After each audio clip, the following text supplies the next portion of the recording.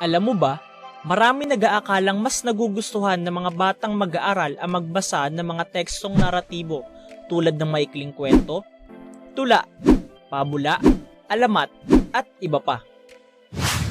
Gayunpaman, sa pag-aaral na ginawa ni Duque noong taong 2000, ang dahilan kung bakit hindi gaano nakapagbabasa ng tekstong impormatibo ang mga mag-aaral ay dahil limitado ang ganitong uri ng mga babasahin sa kanilang kapaligiran.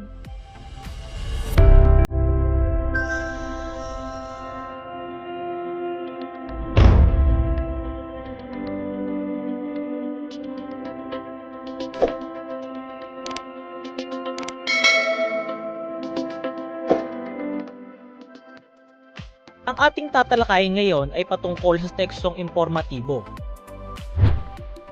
Ang tekstong impormatibo ay isang uri ng mabasahing di-fiksyon.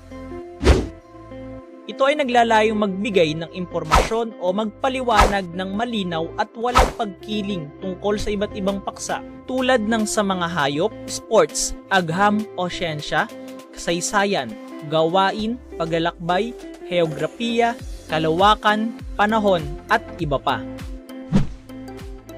Di tulad ng ibang uri ng teksto, ang mga impormasyon o kabatirang inilahad ng mayakda ay hindi nakabase sa kanyang sariling opinyon, kundi sa katotohanan at mga datos kaya't hindi nito masasalamin ang kanyang pagpabor o pagkontra sa paksa.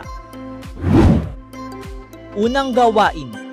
Sa anong pagkakataon sa ating buhay mahalaga ang mga kaalamang naihatid sa ganitong uri ng tekstong impormatibo?